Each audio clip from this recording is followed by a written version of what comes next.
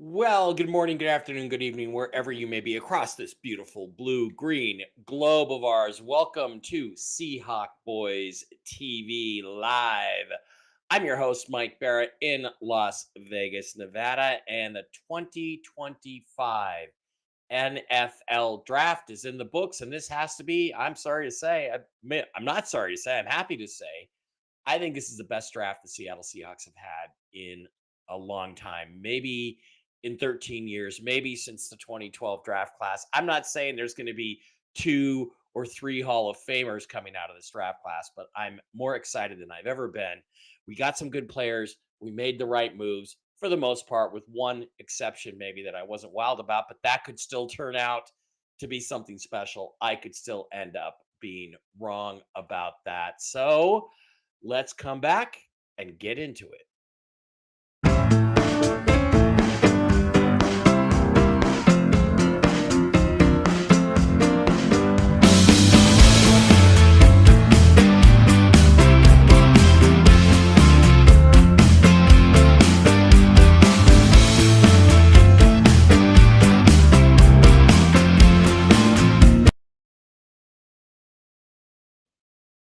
Okay, everybody, welcome back. It is great to be back with you. I'm glad to have you here. I got a few people in here already, probably mostly from the other side of the house. The people that like to talk about other things. Ruben Darren Mustustami says, "Good morning, Mike." Just to keep you updated on that other thing that I like to talk about. It is very exciting. Things are very close. And I firmly believe and agree with others that it should happen this weekend. It should happen, Ruben Darren, on your Monday or Tuesday morning. Things are happening. So we're going to talk about not only what the Seahawks did, but what everybody did around the league. Look at the draft as an overall thing, and just kind of give our opinions. I mean, I knew, you know how I knew it was a good draft? I knew it was a good draft when I tuned in to Seahawks retard Nelson and that other guy, Brendan, who does the Hawks Nest or something. And they were so down yesterday after we took Jalen Milrow and Elijah Arroyo and Nick Imanwari. And I'm like, I know this is a good draft because those two guys are retards. And if they think we had a bad draft, that means we had a great first couple of days of the NFL draft. They were definitely like, oh, we don't want Gray Zabel, when everybody could see Gray Zabel was the perfect fit for the Seattle Seahawks and the best move that they could make. Hey, happy Saturday evening to you, Burr 720. It's nice to have you in here. Darren, again, when do we RV? Soon, very soon. I think if Trump had been able to talk Zelensky into a peace deal today when he sat down with him, we'd probably be right on the cusp of it, but it may go anyway. Shadur slipping to the fifth is ridiculous. I'm going to talk about that. Hi, Jane Meyer. Hi, Ruben Darren. Nice to have you guys here. Darren Rat, Texans fans here. Yeah, hey, Houston did a good job. So we'll talk about that. We'll try to go through everybody's draft and see how they did. But let's get started with the Seahawks review. Let's talk about what they went and did. I'm going to share the screen here, and we're going to look at basically just the Seattle Seahawks draft class as it stands. It was really interesting because they took, I think it was nine offensive players. One, two, three, four, five, six, seven, eight, nine offensive players, only two defensive players. I think that is absolutely fascinating. Let's see if we can flip this over and do it that way. Absolutely fascinating. That is going to mean that they're going to be signing an awful lot of undrafted free agents on the defensive side of the ball. I was a bit surprised we didn't take a linebacker. I was surprised we only took one defensive tackle, Riley Mills from Notre Dame, and that we called him a defensive end. I guess in a 34 he could be a defensive end, but he's a relentless pass rusher. Um, he's a great player, and he's got injury history, which several of the guys do, and that's really interesting. They took chances on guys.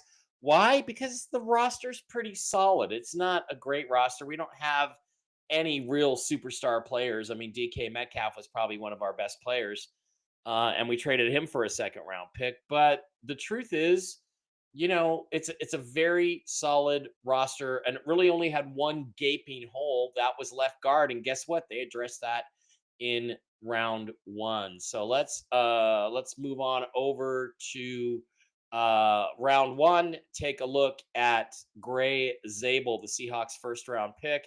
Here he is lining up, taking a guy out at left tackle for North Dakota State. You can see he's an outstanding pass blocker. He's an excellent run blocker as well. He pancakes people. He was dominant.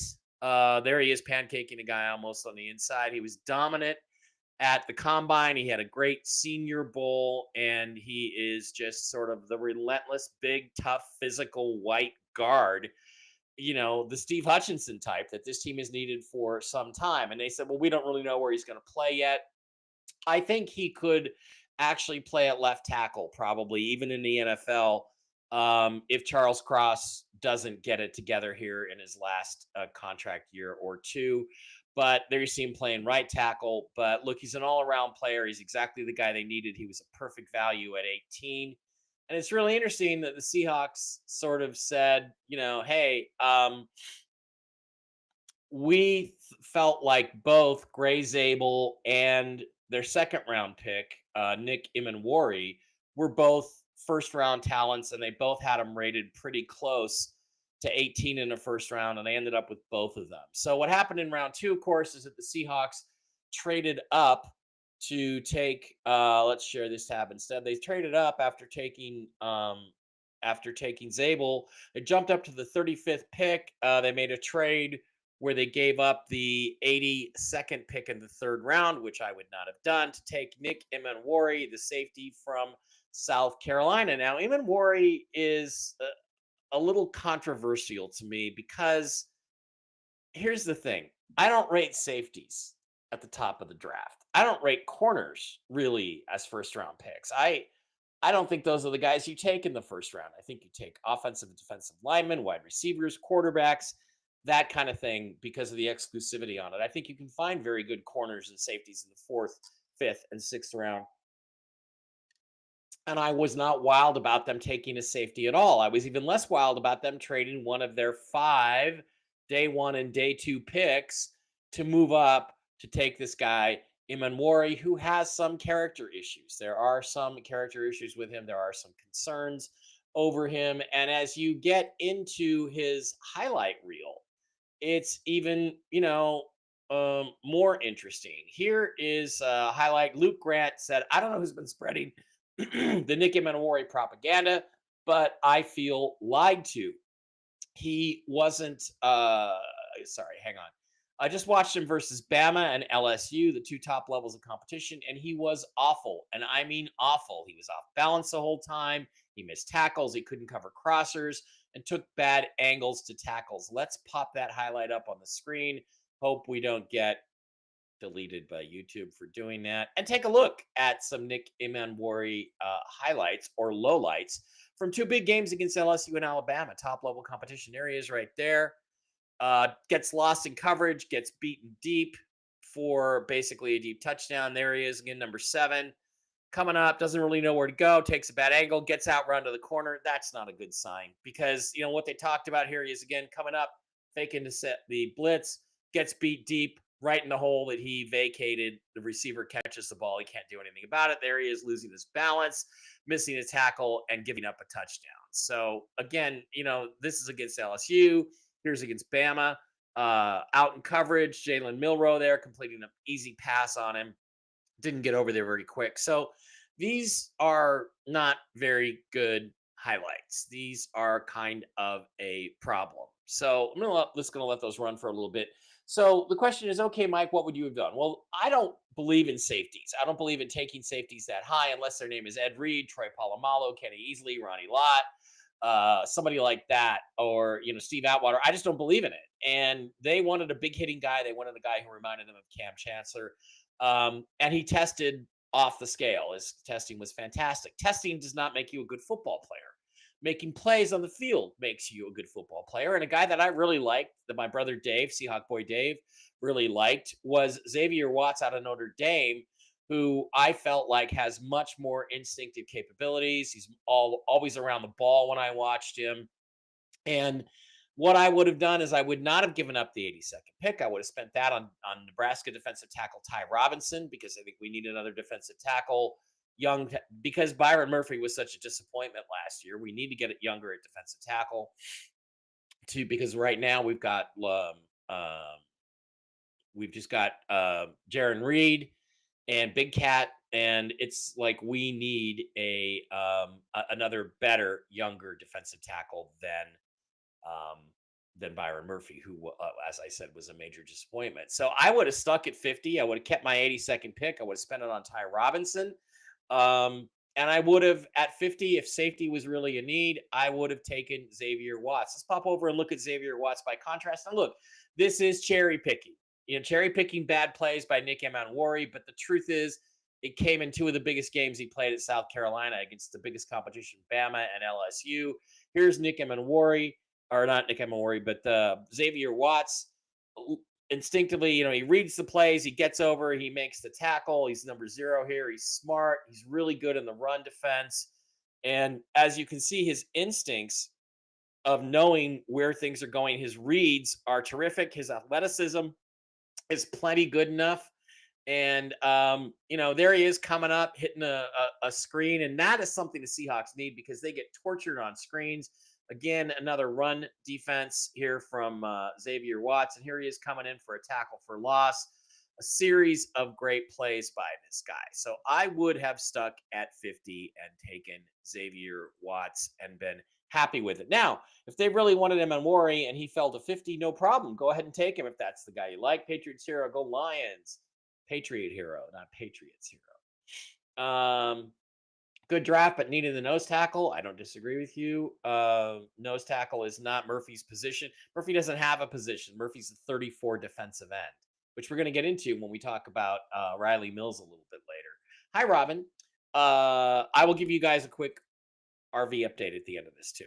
So I would have just stuck at 50, not spent my draft capital, taken Ty Robinson from Nebraska with the 82nd pick, which he would have been there, and just gone from there. But the Seahawks didn't do that. And there's a chance Emanwori would have lasted until pick number 50. Let's go back and review really quick round 2. Let's go share that tab. Cleveland Browns took Carson Schwessinger up high. We jumped up to take Emanwori, but let's look and see how many defensive backs went between us, the first part of the round with the Browns, and then the 50th pick. And the answer is so far, none. So, look, unless somebody wanted Emanwori in the second round and pivoted to a different position, there's a chance he would have been there at 50. And instead, we traded up to go get him. I don't think it was worth it. I don't think you give up draft capital in a draft that was only about 3 or 4 rounds deep. But interesting choice. Don't agree with it, but it may yet work out. It may be that Emanwori is a good player. I think, but I'm not going to die on the hill, but I'm going to come out and say I think that Xavier Watts is going to have a better NFL career than Nick Emanwori at the safety position. I think he's a smarter player. And remember, Marquise Blair was a guy they took in the second round a few years ago. He's a really good physical tester and athlete. Dumb. Didn't have any instincts. Couldn't make it stick in the NFL. So, all right, moving on. The Seahawks did at number 50. They did take Elijah Arroyo, the tight end from Miami. And I really like this pick because, again, it felt like let's take a look at some of his highlights, because it felt like to me that that he was we needed another receiver to replace DK, not necessarily a wide receiver, but we needed a receiver, whether it was a receiving tight end or whether it was a wide receiver. And Arroyo here, people say, well, he's just a pass catcher, he can't block. The Hawks Nest guy said, oh, he only got open. He only got open when they schemed him open. I don't think that's necessarily true. So And the reality is that the guy can do more than one thing, but his primary skill set is in the passing game. So this is something that we needed. This is something that we definitely should have been looking for, and I just think he's a really really good solid player that is going to enable us. Here's a pass catching highlight. Is going to enable us. Oh, this is great. This is great. Watch him go DK Metcalf. There's a pick in the end zone. Watch him run all the way downfield and DK Metcalf to this guy's Buda Baker and prevent a touchdown. That is a hustle play. Here he is once again in the passing game, beating a couple guys, getting to the outside. He's more athletic. He looks more athletic and smoother than Noah Fant, who's was a first round pick. He made a good catch under stress there, under pressure. Watch this, the guy right there. He concentrates. He keeps his eye on the ball. I think this is a guy that you have to be enthusiastic about if you are a Seattle Seahawks fan. So I know Rob Staten really liked him, and I can see why because he. I don't even know what this other. I don't even know what Hawks Nest guy and Seahawks retard Nelson are talking about. He only he only gets open artificially. What does that even mean? It's retarded. Good player. Good player. Okay. Then we moved on to the third round where we no longer had a two third round picks. We only had the one third round pick. It was at 80. It was at 92, and we took Jalen freaking Milrow. We finally took the guy that we should have taken a long time ago, a young quarterback to build, to groom, to move up behind Geno Smith or Sam Darnold or whoever it is. And the thing I love about this pick the most is, first of all, I love Milrow. A couple of times I mocked him to the Seahawks in the first round. A couple of times I mocked him in the second round. He lasted all the way to the third round, which is ridiculous. And I think what happened to the quarterbacks, in this draft is that the bias against Shadur Sanders was so pronounced, and he may have contributed to that. I'm not going to argue he didn't, but the basically just the bias against Sanders pushed all the other quarterbacks down because Milrow, when you look at him, has a lot of Jalen Hurts qualities. And if you can take Jalen Hurts and Lamar Jackson and turn them into not only serviceable quarterbacks, but MVPs and Super Bowl winners, you're doing something. And Milrow actually has probably more physical talent than those two guys, or at least as much. So the Seahawks got a guy that with 2-3 years of work, they can maybe build into a Jalen Hurts. The idea is, of course, which is what they should have been doing for the last 4 off seasons, is to find a guy who's better than the guy you've got, who has the potential to be better than the guy you've got. And they did it, and they didn't pay a high price for it, which, given the way the Seahawks have conducted themselves in the draft, I'm honestly stunned that they pulled it off because I was ready to give up on John Schneider. I may not be after this draft. I may be ready to go, not all in, but at least I'm going to be back to, well, maybe he's not as bad as we thought. Let's take a look at Brian Baldinger talking about Jalen Milrow. Great runner. One scout said he was the best running quarterback he had ever seen. And given Hurts and given, Lamar and given Josh Allen, that's saying something. And it's not like he has a bad arm. The guy has a rocket arm. He has deep accuracy. And it's the intermediate stuff and some of the judgment that can be worked on. But he's got apparently a great work ethic. The team loved his character. They picked him up. I hate to say, I'm not going to say that they were right to have waited 4 years to get their young quarterback, because they weren't.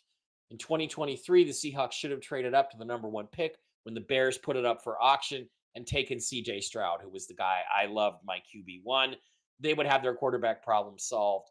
But it may have worked out just the way the Russell Wilson thing. Russell Wilson dropped into the Seahawks' laps in the third round in 2012.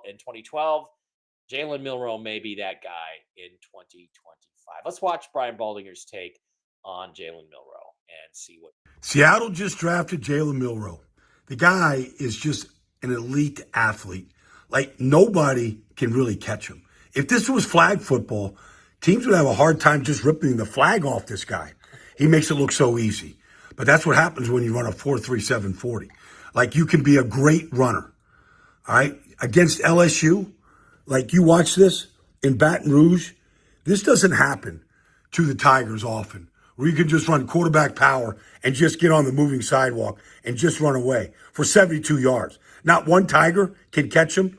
I mean, that's hard to do. That doesn't happen very often to any LSU team. But that's what Jalen Milroe can do to you. Like, he is just an elite, like the Iron Bowl game against Auburn. All right? Like, Lamar runs this play. Jalen Hurts runs this play. Josh Allen runs this play. And Milroe runs this play. You can see a package right now with Sam Darnold and Jalen Milroe in Seattle going, let's put a package in there. I mean, Mike McDonald did come from Baltimore, where he saw Lamar do this stuff to him every day in practice. This stuff, you can package this kind of stuff and get them on the field. But these are good throws. All right, that's a great throw to the back right there. Yep. Like, this throw down the field, I mean, you can't, like, really spin it a whole lot better. Like, this is a deep ball, like, just a go route. Like, just cut it loose from the 25-yard line, right? 50 yards in the air. It's perfect.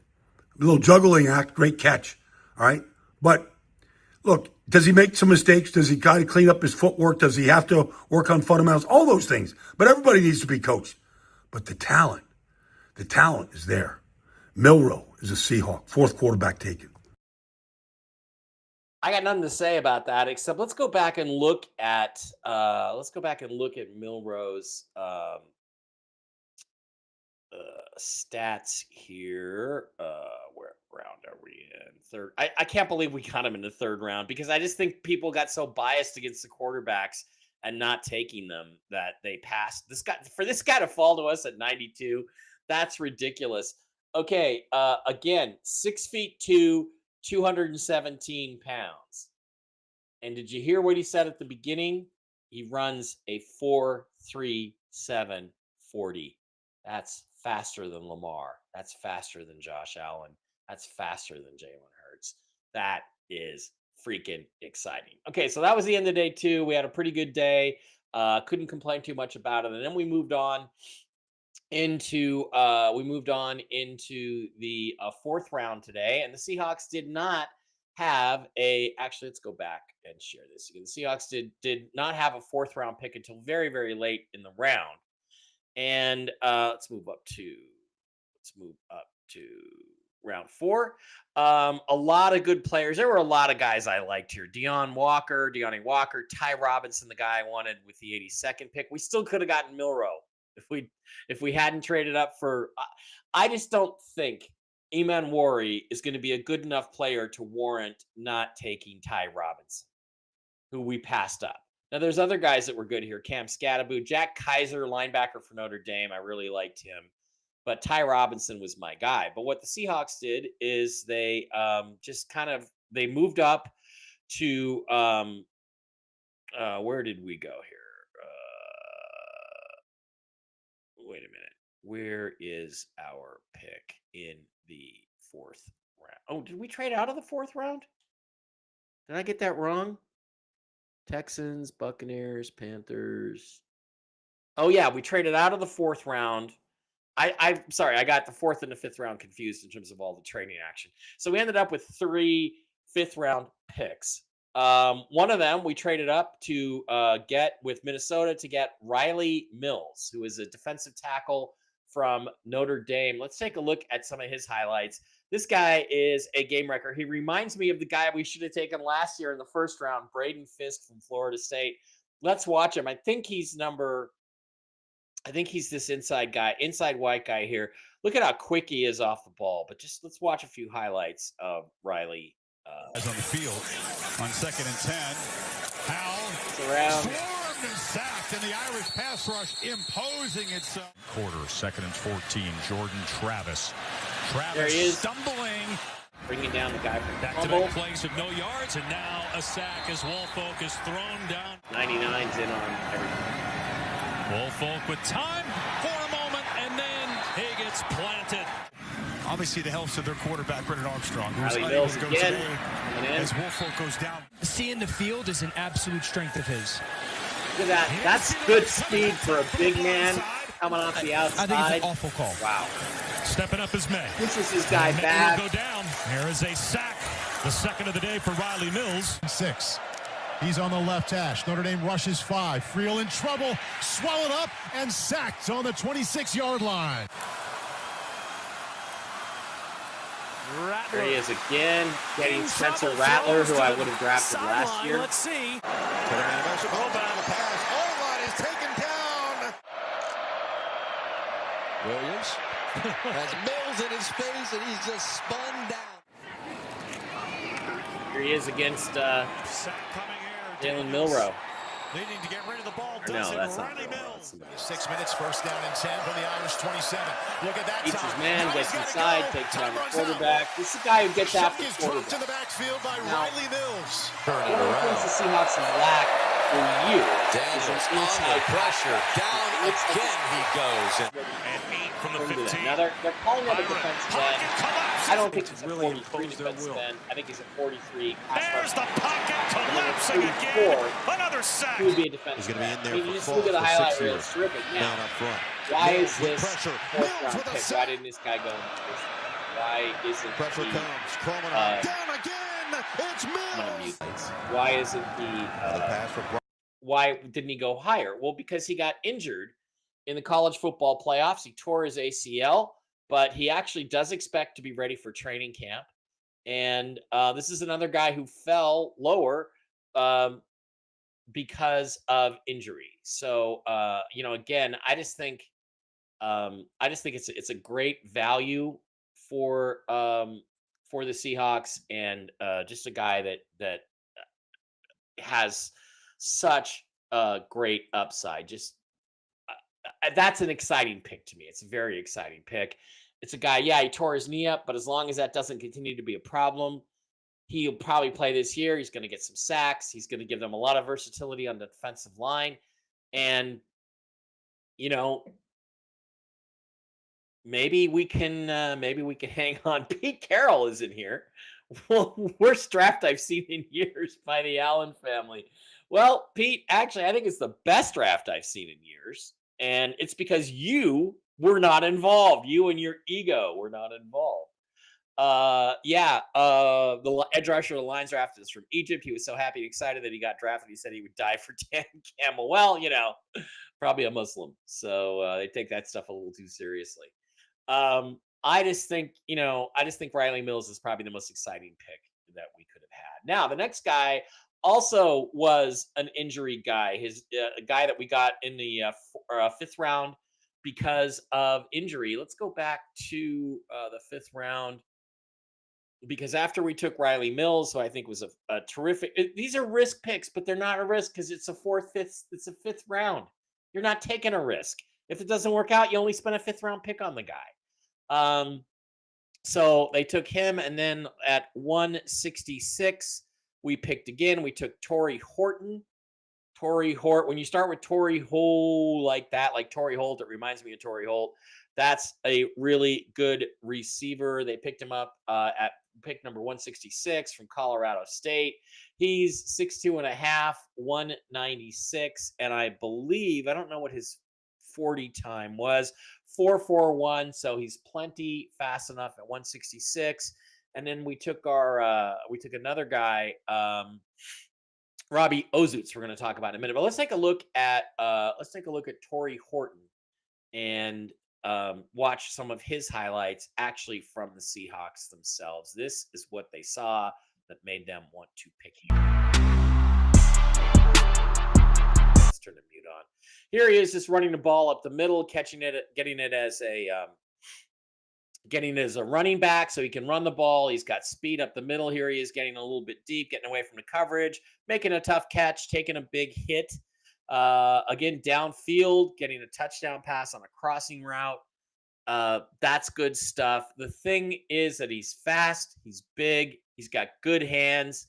And again, another guy that was injured about 7 games into the season, as I understand it, injured like 7 games into the season. But for those 7 games, he was a dominant player. out there for Colorado State. So good for him. And again, it's exciting because he's a guy that has the athletic ability to replace DK, assuming he gets healthy. All right. After that, the Seahawks then picked up an odd pick. A guy named Robbie Outs from Alabama. I got to tell you, I got to think that this is a pick that Jalen Milroe had some influence on, because this guy is basically a tight end slash fullback, and this is something that they say that Clint Kubiak uses, is a fullback, a second back in the backfield. This guy looks like a crushing blocker, pretty decent pass catcher. Let's watch a few highlights here of Robbie Oots. This guy right here, there he is, moving to the outside, crushes the block, knocks the Tennessee player back, opens up the lane for his running back. I guess that's the only play that we're going to see from Robbie Oots. And that's going to be that. Here he is at the combine. He's got a mustache. He's got a stash. Fullback, Robbie Oots. Okay, so he's going to be a fullback. And the thing is, they thought enough of his skill set to draft him in the 5th round. So that's important stuff. And I mean, again, took him 175 overall. That's a pretty good indication that he's gonna start, he's gonna play, and he's also gonna probably play a lot of special teams. Okay, then we moved into the 6th round, and the Seahawks took another interesting player, Bryce Cabeldu. Bryce Cabeldu. They call him an offensive guard from Kansas. This is a big offensive lineman. He's a left-handed, left-sided player, 6'4", 306 pounds. They're listing him as a guard, but I got to be honest. You look at some of this tape, and I have a weird suspicion that he might be able to play some tackle. Let's watch this as he swings out to the left side, gets the guy out of the way. We'll watch this one more time. Gets out in front of the play, moves from the right side to the left side, and takes the guy out. Go back. There's another highlight reel. Here's some other plays that I saw that were quite interesting. Here he is on the left side, taking a guy out. Again, lining up at left tackle, controlling his man. Lining up at right tackle, pushing his guy off the line of scrimmage, making room for his running back. Again, at left tackle, driving a guy inside. Okay, these are high. And finishes the block, knocks the guy down, takes the guy down, crushes that guy. Here he is at right tackle or right guard, spinning out, getting downfield, making a block. You got to love this. You got to love what you see here, because this is a guy who probably is going to be inside early, because that's an easier position to learn. But he might, don't be surprised if they don't play him a little bit or practice him at left tackle, because they still have a decision to make on Charles Cross. If I was the Seahawks, I would pick up Charles Cross's 5th-year option. They have to make that decision in the next couple of weeks. I would pick up his option. I would keep him for another 2 years. But this guy, Bryce Cabeldu, might be the heir apparent at left tackle. I mean, you just look at him, and again, you got to trust Steve Hutchinson to know what he's doing. You look at how much more athletic he is than Stone Forsythe, for instance, who's been our backup swing tackle. Or, again, he's a George Fant athletic kind of guy. So he very well could be a little bit of a steal at left tackle. All right. Then we moved on to the 6th round or 7th round. And let's go back from Bryce Cabeldu. I don't think we had another pick in the 6th. Or did we pick at the end? Nope. Let's go to round 7, where we had, I believe, 2 or 3 more picks. We started out, with pick 7, 7th round pick 223, Damian Martinez, a running back out of Alabama. This guy's exciting. Let's take a look here and watch some highlights of Damian Martinez. He's gonna maybe remind you of somebody. Here we go. Damian Martinez, running back, number 6 there, University of Miami. Takes a handoff, cuts it back inside, takes a hole, accelerates through it. Just good, solid run. Throws some guys off of him, knocks him down, has a little bit of a Marshawn Lynch body type. I'm not saying he has Marshawn's foot quickness or power, but he's in a similar mold in terms of style, his running style. And look, he won't go down. He does the Marshawn thing. He just keeps driving and driving and driving. And, again, this is an insurance policy. If he comes in and develops the way they want him to, they can let Ken Walker go at the end of next season instead of paying him. If he makes these kinds of plays, there he is blocking. If he makes these kinds of plays at the pro level, you're going to be happy with him. All right, Damian Martinez. There he is, cutting through, cutting back. He's got speed. He's got quickness. He's got the kind of things that you need at the running back position in a deep running back class. This deep, it would have been crazy not to take one, and we took one. And it looks like we got a really good one. He's also got a little bit of an attitude. Fuck you attitude. You gotta love the refusal to go down. I like how he waits for his blockers to get their jobs done and create the hole for him. I like it. Those are terrible Miami uniforms, by the way. So, on paper, I like this pick. I like this one a lot. Let's go. We got one or two more highlights. Cutting back, waiting for the blocks to develop. Then he accelerates, gets upfield, won't go down. Good for him. Good for him. All right. The last pick in the 7th round was Mason Rickman, who is another offensive lineman.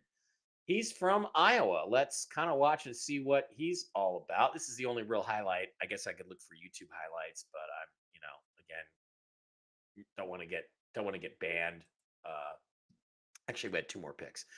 Here he is coming through, plasters the guy, absolutely flattens him. He's number 78 here. That's all I've got on him. Looks pretty good there. Took out the linebacker and made room for his running back to score a touchdown. So again, this is a guy I think plays inside as a guard, probably not a tackle. But notice we took 2 offensive linemen that were sort of left-sided guys. And I think that means that's what they want to really shore up. All right, our last pick was another wide receiver, Ricky White, a wide receiver from, Utah State. Excellent. Looks like he's going to be an excellent pick. Let's watch some highlights of Ricky White. National champion. And who do you have in Ohio State, Oregon?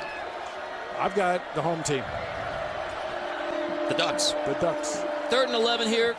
Coming out of the 2-minute timeout. Williams to the air to White. Pulls it in. Dives. Touchdown, UNLV. This one goes for 32. The 3rd passing touchdown of the night from Haj Malik Williams. The 2nd one to Ricky White, the 3rd. National champion. And who do you have in Ohio State, Oregon? All right, so we'll go back on that. I think there's another Ricky White highlight here. Punt flop. Williams pulls it, fires it. White with the catch. He's dangerous after the catch, and he rambles across. Williams pulls it, fires it. White with the catch. He's dangerous after the catch, and he rambles across. Okay, so here's the thing about all of this stuff is everybody looks good when you draft them. Their highlight reels look good. You see the best of them. So again, the only pick I had any problem with, the only one I had any problem with is trading up for Nick Emanwari.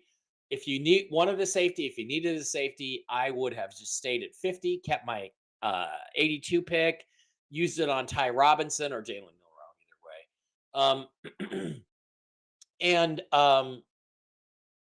And taking Xavier Watts at 50 if you wanted a safety. Because I think even though he went in the 3rd round, and again, you can't get into this, Rob Sitton's role, the league decided, that Xavier Watts was not as good as Nick Emanwari based on a lot of testing and stuff like that.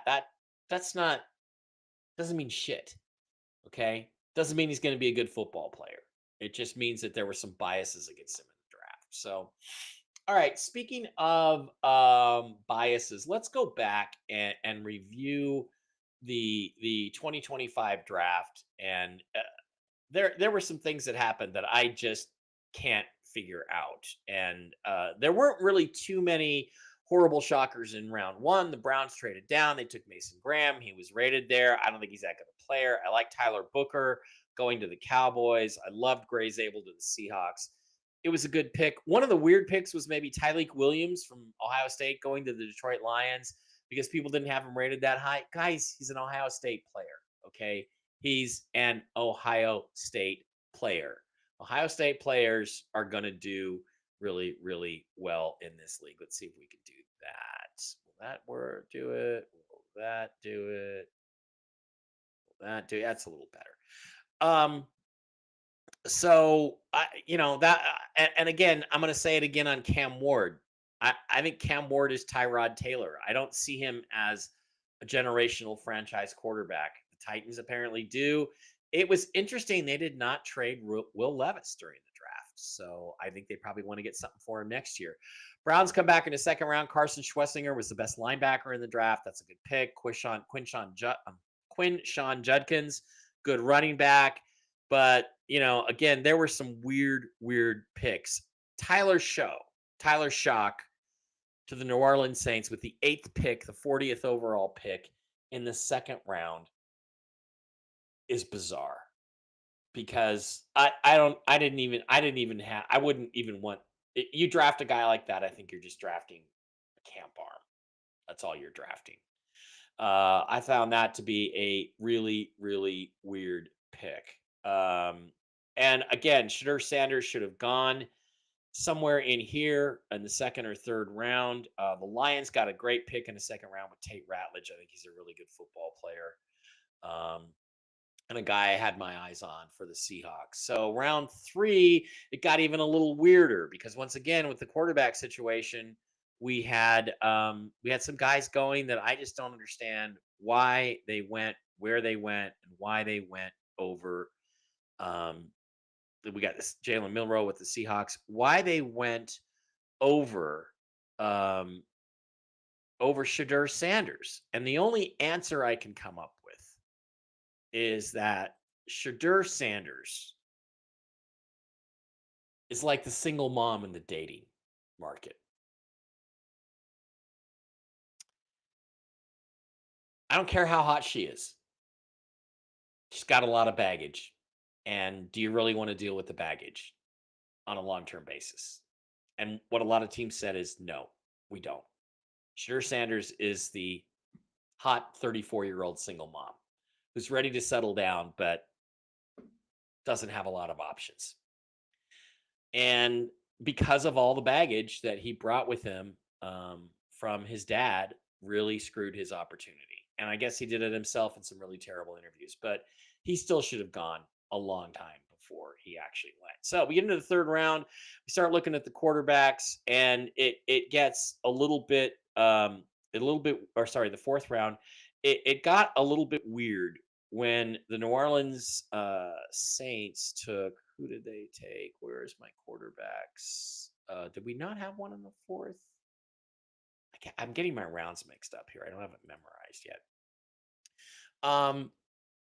In the fifth round, Shedeur Sanders finally goes to the Browns after the Browns had taken Tyler Shock, I think, earlier in the draft. Why am I not seeing this, Mike? Why are you not seeing where they took? Anyway, the Browns ended up with Dillon Gabriel, the Oregon quarterback. That's a weird pick. I would not say that those guys were better than Shedeur Sanders. I don't care what baggage he brings with him; he's still better. That's like picking, the fat 28-year-old girl over the 35-year-old single mom who's a 9 or a 10. It just doesn't make a lot of sense. But that's the way it went. And then we didn't have any other quarterbacks taken until the 6th round. After that, where we had Kyle McCord go to the Philadelphia Eagles. Who the fuck is Kyle McCord? That's my only question. You're telling me this guy is better than Quinn Ewers of Texas? That's nuts. You're telling me he's better than Will Howard of Ohio State? That's nuts. I believe Will Howard will be the starter for the Pittsburgh Steelers. I think he was drastically underrated. I think the prejudice against Shadur Sanders pushed these other guys down and made teams drop their priority for the quarterback position. I loved Will Howard. I love his moxie, his savvy, his ability to play well in big games. He's got a good deep ball. He's physically very athletic. Uh, I don't understand why this guy doesn't go until the 6th round. That just strikes me as crazy. Riley Leonard then goes to the Colts. They needed a backup to push Anthony Richardson a little bit. And then we get way, way down into the actual 7th round before we see Quinn Ewers go. And where did he go again? He went, to the Miami Dolphins. That's a steal for the Dolphins. Why? Because he can play. He's had injury concerns. I understand that. But the 7th round for Quinn Ewers, he's a 2nd, 3rd, at worst, 4th round pick. And he doesn't go until the 7th round. But the good news is he's going to the Dolphins. And that is a organization that, with all their problems with Tua, is going to need a young gunslinger to come in and help them out. So, all right, those are my thoughts. I got to be honest. I got to give this draft an A. The only move I didn't really like was Emanwari. I would have taken Watts, and I wouldn't have traded up to get him. Other than that, I got to say, I think this is a really, really excellent draft for the Seattle Seahawks. I have no complaints for the first time in years because they addressed the most crucial position on the team, quarterback, for the first time in forever. And they now have a chance to develop a young star stud quarterback of the future. And they got a pretty good one in Sam Darnold. They got rid of Geno. They didn't overpay DK. I can't really say that the Seahawks made a wrong. They didn't put a single foot wrong in this offseason. It's an outstanding offseason. I got to give it an A. And congratulations to John Schneider for maybe doing a little self-reflection and figuring out where he's gone wrong in the last few seasons and correcting that. And, you could tell they weren't very enthusiastic about Bryce Zabel. They didn't want to have to take an offensive guard at that pick, but they had to. They had a gun to their head, and they did it. And you're going to be really glad you did in a few years. Because unless he gets hurt, he's going to be an outstanding player. All right, guys, that is going to wrap it up. I had a great time talking about it. Thanks to everybody who was in here. At the end, I'm just going to tell you again, the other thing that I talk about that I'm going to be talking about on Monday is scheduled to go Monday. So let's be ready for it. Let's expect it. Let's hope. Let's pray it in. And let's hope that we're all flying all over the country watching our favorite teams play next year. That would be awesome. So hang in there on that one. And wow, I had a great. I'm just really happy with everybody the Seahawks took. Really happy, except one. Thanks. Go Hawks.